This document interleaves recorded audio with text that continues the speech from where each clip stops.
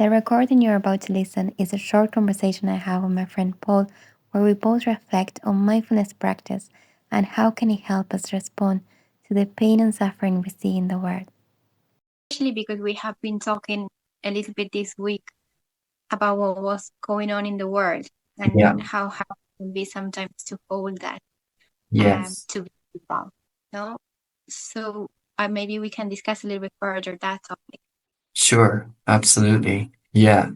Well, like I think there's a few different layers to it. I mean, I think the first thing that comes up for me in terms of mindfulness is first of all being with our own emotional response. So I think like actually sometimes we like skip ahead to what we want to do about it. You know, how we want to um help or how we want to kind of remove the suffering of other people. But sometimes actually we can be even doing that from a place of distraction because we don't want to actually deal with the pain because it's painful to be with that emotion. So I think like with mindfulness, like for me the encouragement is always to start with going inward.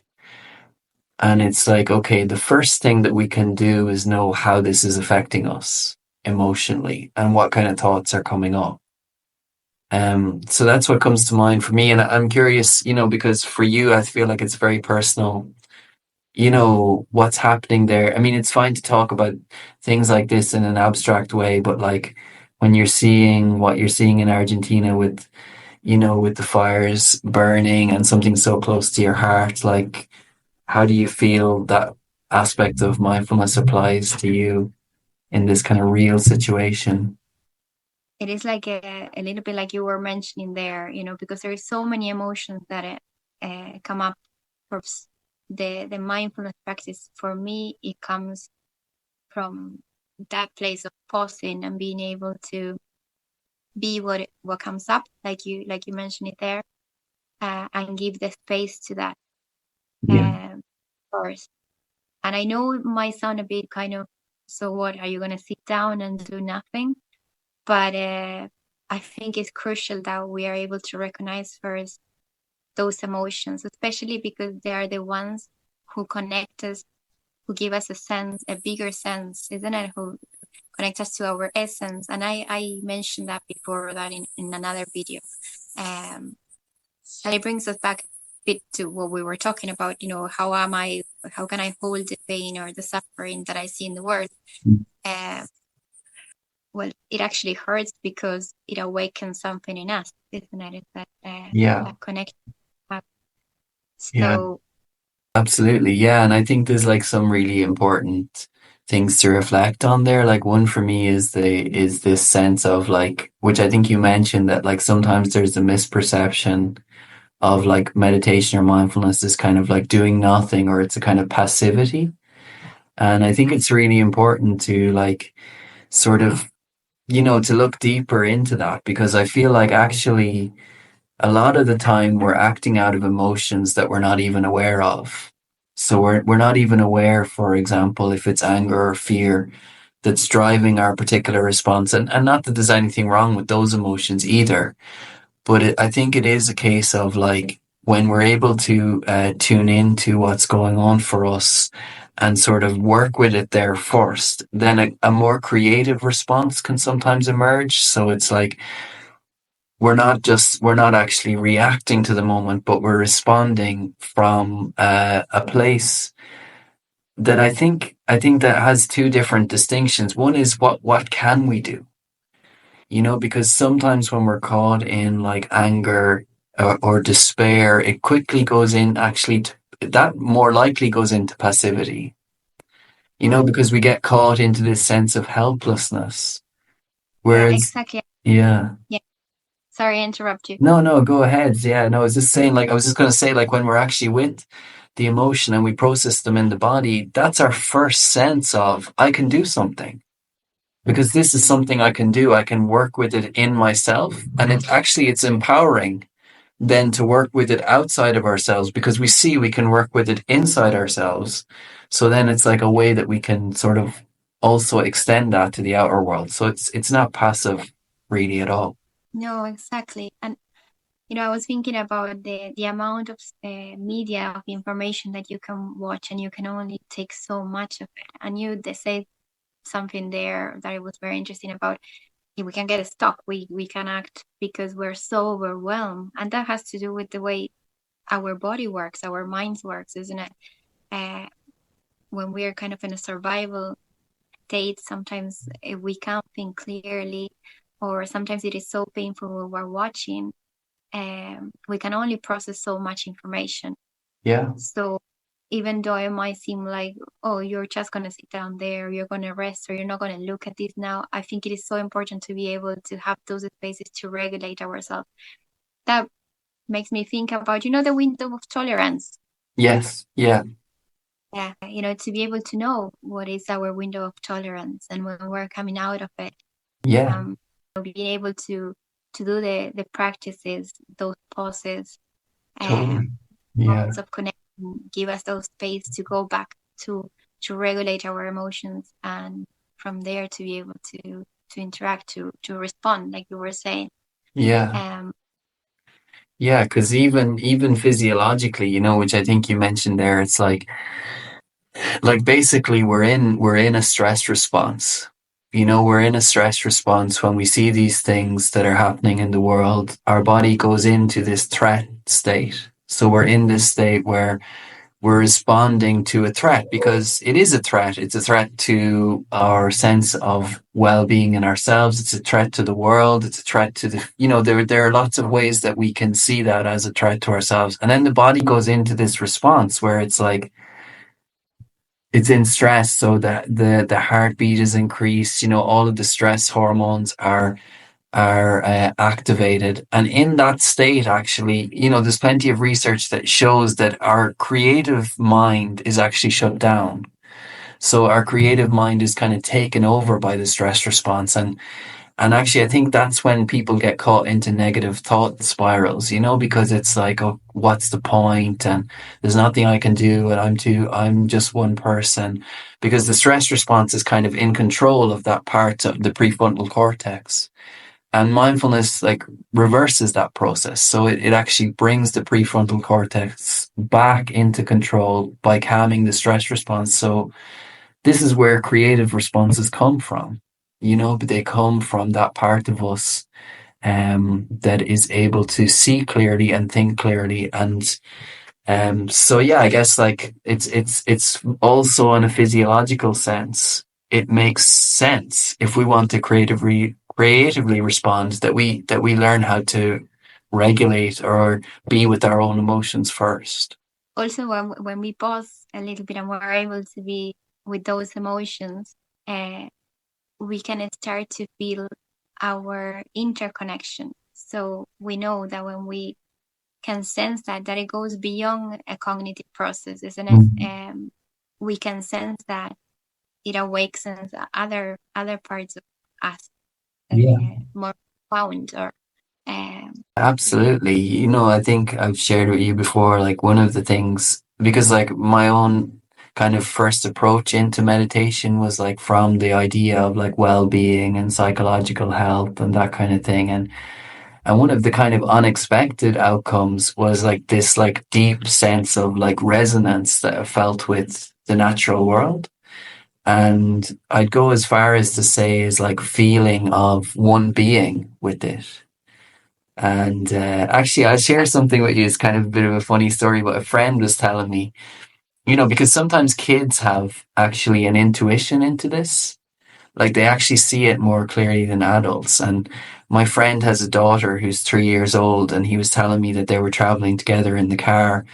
And she was kind of just talking away. And he was kind of half listening. And at one stage, she said, she goes, everything looks different. She said, there's because there's trees and there's people and everything looks different.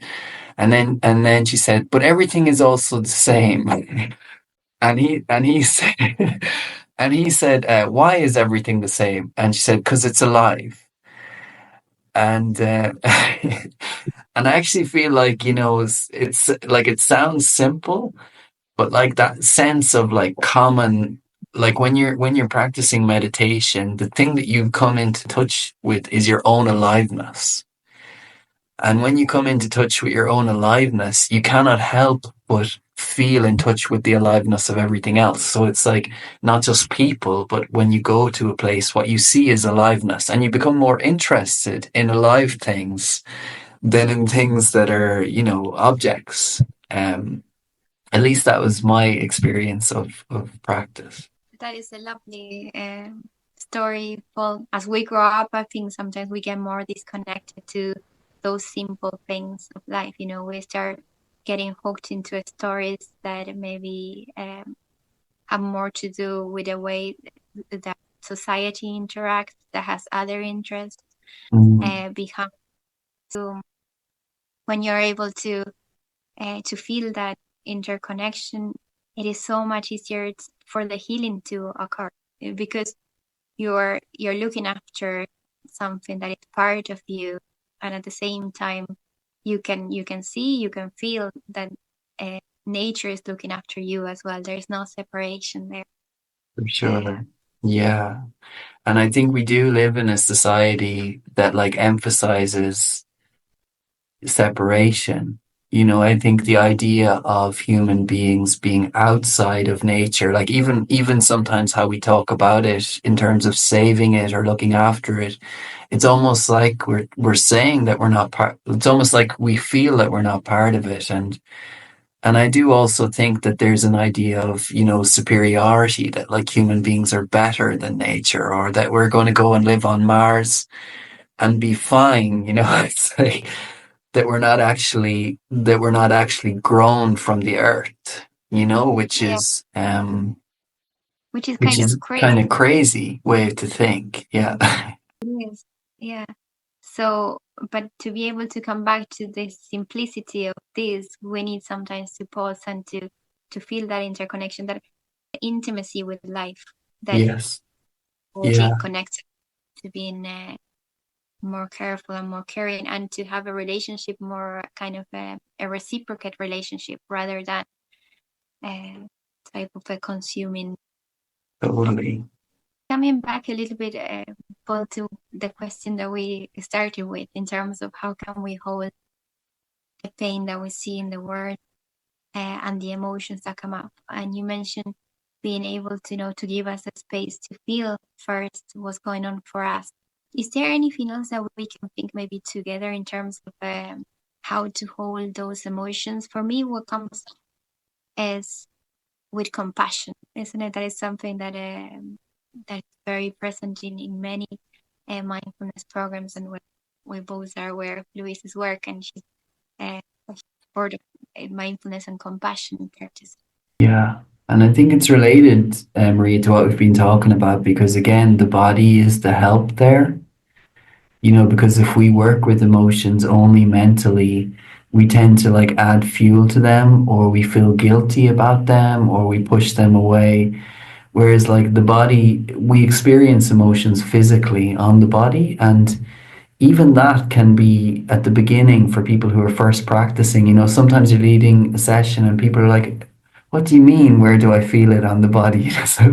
So that kind of sense of that emotions are actually processed through the body is something that we can be disconnected from. And why that's important is because the body's always in the present moment. So it's not like and it's the body's also not concerned about who's to blame or why am I feeling this emotion. It's just expressing itself.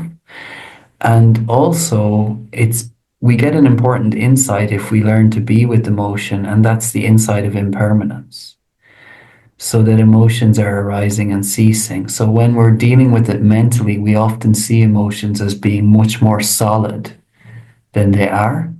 And when we're being with them on the body, we see this kind of fluidity. It's actually this kind of movement that's an expression of nature, and similar to the seasons or anything else in nature. Emotions move in the same way. Common humanity. Mhm. That we all. It's a little bit what you were saying. That being able to recognize emotions are part of our nature. Totally. Yeah. I mean, I think, like, that myself and Louise worked on the curriculum for schools, and like pretty early on, we felt like one of the most important things to emphasize was that all emotions are natural, because it is an idea that like good and bad emotions are that's one of the ideas that come up, and so it's one of the reasons we can be very reactive to pushing away certain emotions, because we see them as bad, or maybe we fear them. And so first of all, like seeing, like what you mentioned, that everybody experiences emotions and everybody experiences the same emotions.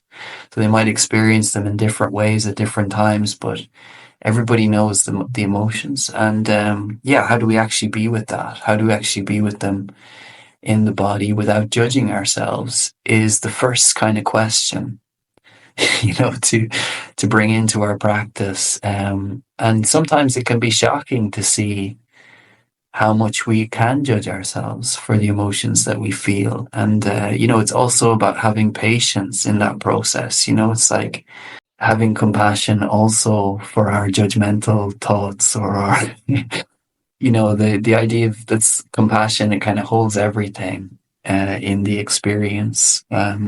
So yeah, I think it's really important that whatever we do, we approach it with that sense of compassion.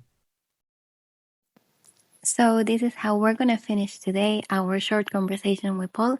I hope you enjoy it.